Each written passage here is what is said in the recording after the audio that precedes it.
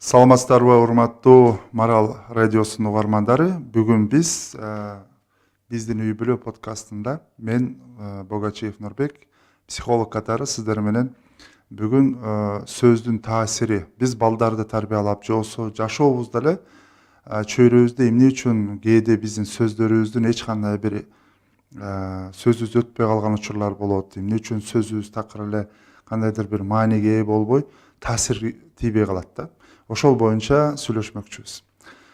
Урматтуу угармандар, урматтуу эжелер, байкелер, өзгөчө балдарды негизи эле жашообузда сөздүн таасири болуш үчүн кандайдыр бир ишенимдүү мамиле болуш керек. Эгерде биз балдарыбызды укканды биле алсак, балдар бизди угуп, биздин көзүбүз, мындай айтканда, балдарга жакындыгыбыз менен бала боло алганыбызда, бала бизге көбүрөөк ишенет. Анткени балдардын өзгөчө ымыркайдан 10 жашка чейинки негизги сезимдери бул эмоционалдык же болбосо мындай айтканда баардык туюу сезимдери менен кабыл алгандыктан, акылы толо элек болгондуктан алар биздин жүрүм турумубузду көбүрөөк карайт. Сөз ушундай изилдөө болгон.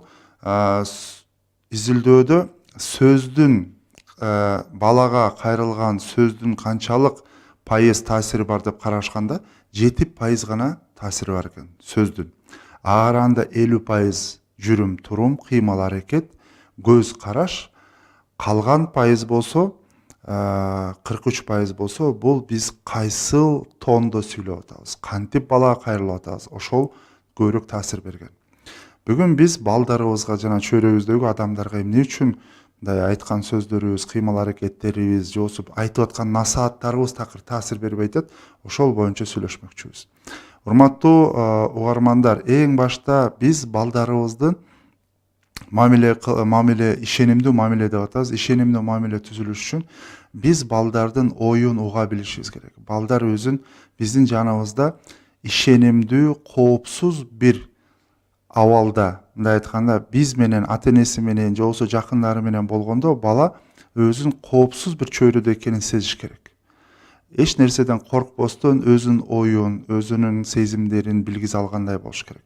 Ошондо гана өзүнүн ою менен, өзүнүн ой жүгүртүүсү менен, анан эң негизгиси жан дүйнөсүндөгү, ички дүйнөсүндөгү кичинекей бир данекчелердин өсүшүнө өзү аракет кылат. Негизи эле адамдын өсүп өнүгүшүндө адамдын мындай бир суроо беришет да, дүйнөнү көп кыдырган адам көбүрөөк билеби, же болбосо көп китеп окуган, же болбосо көп жашаган адам көбүрөөк билеби деп суроо беришкенде, жооп бир эле, аракет кылган. Ар дайым бир нерседен аракет кылууга, далалат кылууга, бир нерсени үйрөнгөнгө далалат кылган адам баардыгынан өйдөрөөк. Ошондуктан биз балдарыбызды өзүнүн ички кичинекей данекчелери бар.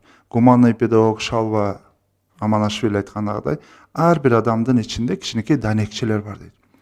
Толстой болсо бул боюнча айткан, ар бир адам кичинекей бир алмаз дейт. Бирок алмаз бири-бирине сүртүнүп изденип атып бриллиант болот дейт. Бирок алмазды бриллиант кылган нерсе кандайдыр бир темир же башка нерселер эмес. Алмазды алмаз гана бриллиант кыла алат. Так ошондой эле адамды жакшы адам гана кыла алат, жана ошондой эле адамды жаман жакка дагы, бузган дагы тилекке каршы адам болот да. Ошондуктан биз эң мыкты ата-энелер катары, коомубуздун эң күчтүү келечектеги алтын мундун келишине себепчи боло турчу коомдун эң күчтүү ата-энелери катары бүгүн биз сиздер менен психология, педагогикадагы өзүбүздүн сөзүбүздүн, кыймыл аракетибиздин коомго жана балдарыбызга канчалык таасир бериш үчүн эмне кылышыбыз керек, кандай ыкмалар бар, ошолор боюнча сүйлөшүп атабыз. Урматтуу бир туугандар, эң биринчи биз кыймыл аракетибизди балабызга эгерде ачууланып аткан учурунда, же болбосо кандайдыр бир мындай көчө сөзү деп мен ушинтип ойлойм, жинденип атканында, ачууланып атканында биз ысык кезинде айтып алышым керек, ката кылды, катасын оңдошум керек деген эң чоң ката. Анткени күйүп аткан отко сиз от менен өчүрбөйсүз да, туурабы?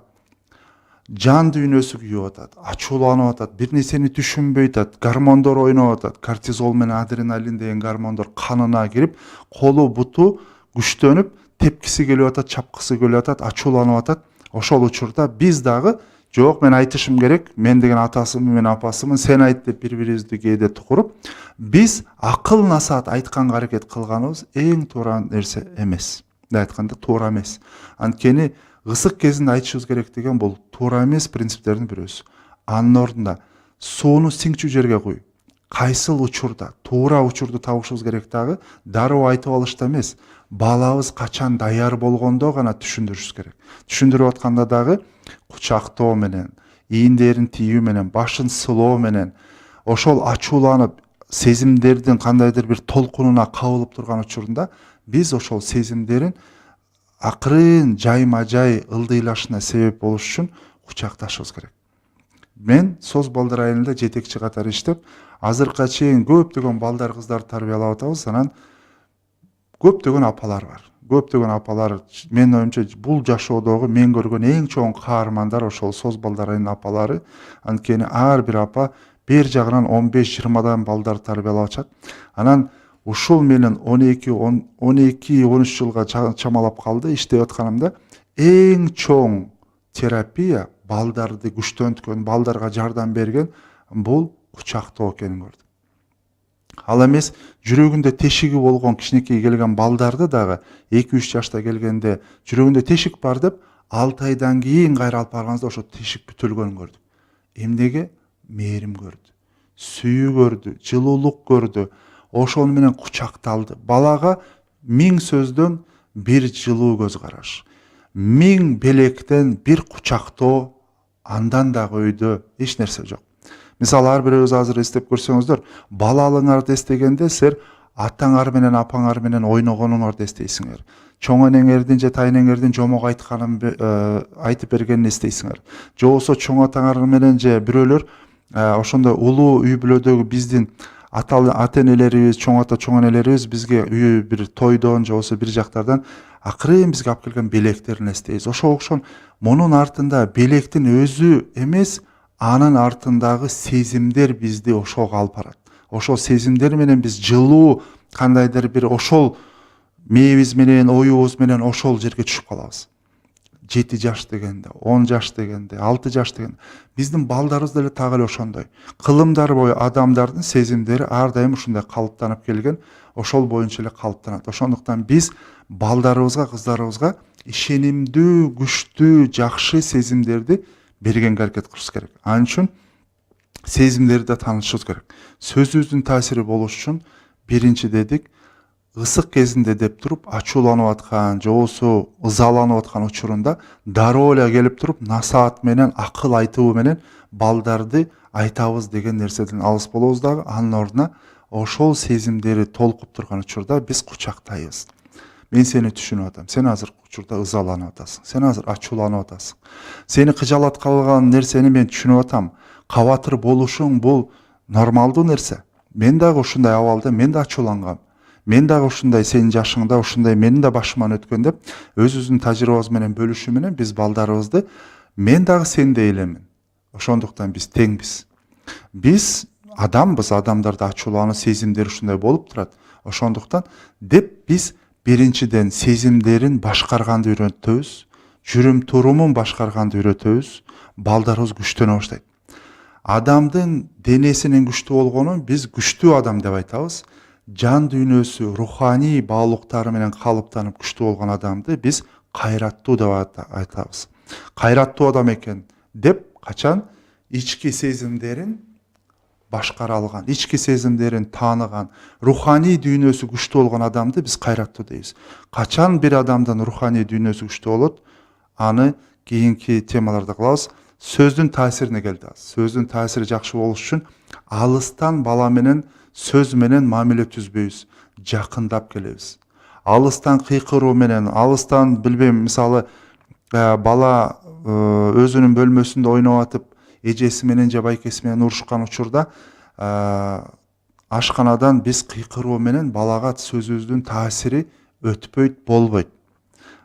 Чуркаба, ойнобо, баспа, күлбө, турба менен сен күлгөнгө акың жок, сен сүйлөгөнгө акың жок, сен ойлонгонго акың жок деп бала өзүнө ошондой блокторду түзүп, балдар жабыла баштайт. Ошондуктан балдар жабыла баштаган сайын бизден да алыстай баштайт, биздин да сөзүбүздүн таасири, биздин жүрүм турубуздун да таасири мындай айтканда болбой калат. Ошондуктан урматтуу Марал ФМ радио угуучулары, бүгүн биз сиздер менен күчтүү алтын муундун келишине кантип келебиз, кантип сөзүбүздүн таасирлүү болот, ошол боюнча сүйлөшүп атабыз. Биз алыстан эмес, жакындап келип балабызды кучактайбыз. Же болбосо эгерде бала ошол учурда балабыз же кызыбыз даяр эмес болсо, уруксаат сураш керек. Мисалы 3 жаштан өйдөкү балдар кыздардан экөөбүз кучакташсак болобу? Экөөбүз мен сени түшүнүп атам, азыркы учурда сен ачууланып атасың же капаланып атасың, бирок кучакташсак болобу? Терең дем алсаң, терең дем алуу менен бул тез тарайт деп терең дем алганды үйрөтсөк, балдарыбыз дагы өзүнүн бөлмөсүнө качып кетип, же болбосо бир столдун астына жашынып алып, же болбосо бир жүктүн артына кирип алып, же болбосо качып кетип, же болбосо үйдөн чыгып кетүү бир жолун издебейт дагы, ачууланып атканда мен ачууланып атам деп өзүнүн денесин тааныганга аракет кылат, өзүнүн кыймыл аракетин башкарганга аракет кылат. Анан эң негизгиси дем туура алуу менен, терең бир дем алуу менен 2-3 мүнөттө өзүнө келет. Ошону менен акырындан биз дагы бир жагынан байланышта түзгөн болобуз, экинчи жагынан сөзүбүздүн дагы жакшы бир таасири болот. Урматтуу достор, урматтуу Марал ФМ радио угуучулары, бүгүн сиздер менен биздин үй бүлө подкасты болду. Сиздер менен мен Багачиев Нурбек болдум. Кийинки радио угуу передачаларында жолукканга чейин аман эсен туруңуздар. Балдарыңыздарды дайым жакшы көрүңүздөр, кучактаңыздар, туура мамиле түзгөнгө аракет кылыңыздар. Сиздин балдарыңыз эң мыкты балдар, эң сүйүктүү балдар. Ар бир кызыбыз буюрса келечекте күчтүү, алтын, жакшы кыздардан болот. Уулдарыбыз да күчтүү, кыйын, жакшы жигиттерден болот. Ар бирибиздин ниетибиз, максатыбыз, ой жүгүртүүбүз ошол нукта болуш керек. Анан биз дагы ата эне катары өзүбүздүн мойнубузда турган ошол ата деген, эне деген вазифабызды эң туура, эң мыкты кылганга аракет кылышыбыз керек. Чоң рахмат, аман эсен туруңуздар.